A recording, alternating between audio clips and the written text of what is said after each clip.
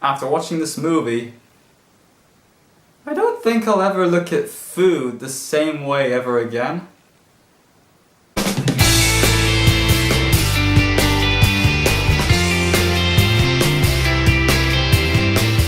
Sausage Party is the latest film by the same guys who gave us Superbad and This Is the End. Written by Seth Rogen and Evan Goldberg. Sausage Party is directed by Greg Tiernan and Conrad Vernon. Conrad Vernon is an accomplished animation director. He gave us Shrek 2, Madagascar 3, Monsters vs. Aliens, and Greg Tiernan gave us Thomas the Tank Engine movies.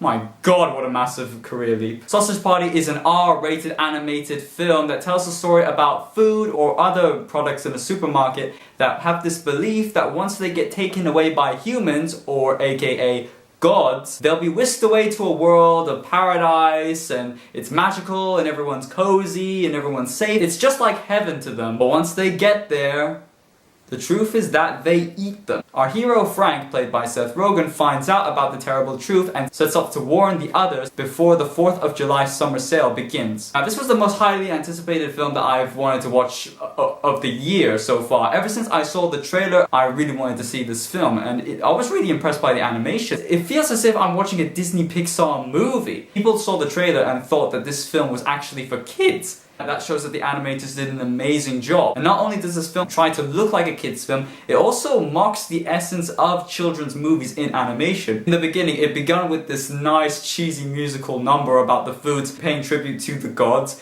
And it was so hilarious because they were obviously taking the mick out of children's musical numbers in animated films like Frozen, like the Lego movie. So the protagonist of this film is called Frank, played by Seth Rogen, and I really enjoyed seeing him because he wasn't really an unlikable person. He actually really cared for his love interest, which was Brenda, played by Kristen Wiig. And both of their objectives is to come out of their packages so they can finally be together. But unfortunately, they don't want to do that yet because they don't want to be classified as unpure due to the gods, and they didn't want to break the rules, and that was really interesting to see. That was a very interesting dynamic to follow. The film doesn't just focus on Frank, it focuses on other characters as well, and it also has lots of character development, which was really engaging to see as well. The concept of this film is very immersive. Who would have thought that actually a film would exist about food finding out its real purpose is to be eaten and how they cope with it. It's sort of that sort of metaphorical jab at people who believe in religion, that when they die they go to heaven, but once they get there it's not what they thought it would be. Some people may be tired of that, some people may be offended by that, and some people may be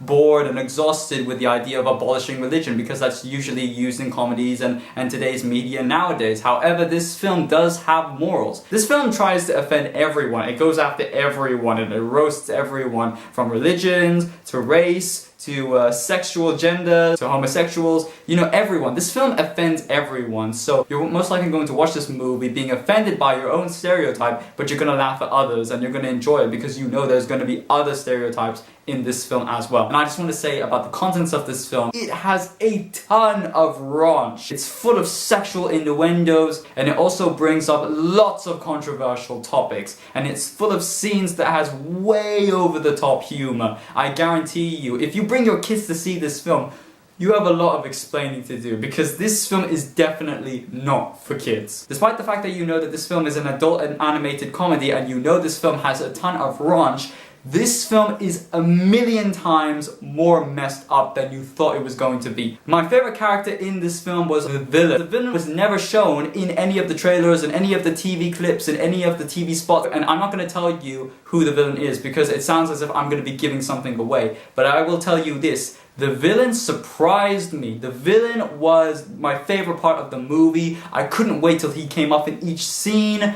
He was probably the most terrifying, psychotic, memorable, unique villains that I've ever seen in an animated film of all time. I'm not exaggerating this, guys. And it's actually sort of scared me. The villain was very creepy, and the way that the villain did all those horrible things to the other products, it was very disgusting, and I was very creeped out by that. And I was actually really surprised that this film even had a villain, but I'm guessing that they needed a villain because they needed to spice up the arc, because even though the concept is very interesting, the arc sort of slows down, so I can see why they needed a villain to spice up the story and throw obstacle courses at Frank and Brenda. And I thought it was a very interesting play on words for the villain. The product that the villain was playing as was a perfect description of its behavior. On the negative side though, despite the fact that this film tries to be brainy and tries to hold a message, the humor in this film is very non-clever, it's very lowbrow because the film consists of so many swearing, and I know it's funny when you see like an adult animated comedy that looks like a Pixar film and they're swearing so and it gets a little too much and it becomes too frequent and it becomes a little exhausting to hear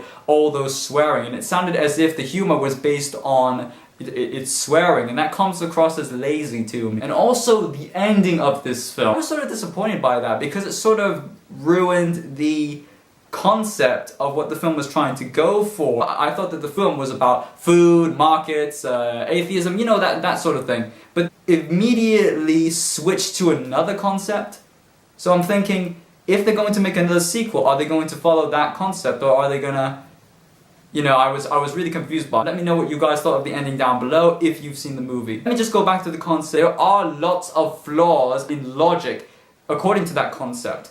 But I don't think we should be focusing too much on the concept, guys. So I think that you should just enjoy it for its raunchy content and just have a laugh with it with your friends. Don't think too deeply on this film. This film does poke stereotypes. This film tries to offend everyone, but don't think that it's some sort of political movie that is so great and is so spectacular. This film wasn't really hilarious to me. I wasn't like laughing every second, but I was really interested. I was really engaged by the concept of this film. I was impressed by the animation. It had an amazing villain. Plus the film had an amazing A-list cast as well, such as Seth Rogen, he played amazingly, Kristen Wiig, James Franco, Jonah Hill, Salma Hayek. Great likable characters with great character development. This film was really great. It was very well thought out and I had a blast with this movie. And that's why I'm gonna give Sausage Party a 7.5 out of 10.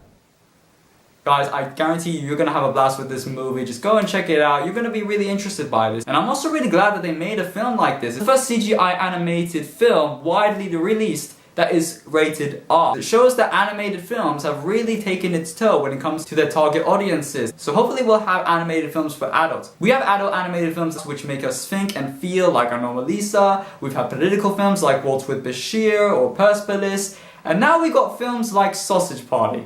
A film that can make you just laugh and just think, what? So guys, Sausage Party. Have you seen this film? What did you think of it? Did you think that it was great? Did you think that it was interesting, funny, hilarious? Or did you think that it was very vulgar, too raunchy, too inappropriate for your taste? Comment down below, share me your thoughts. And also while you're at it, feel free to drop down below your favorite film featuring food. And as always, thank you all so much for watching. If you liked this video, please hit the thumbs up and subscribe to see more of my film reviews. And until next time guys, have a great one.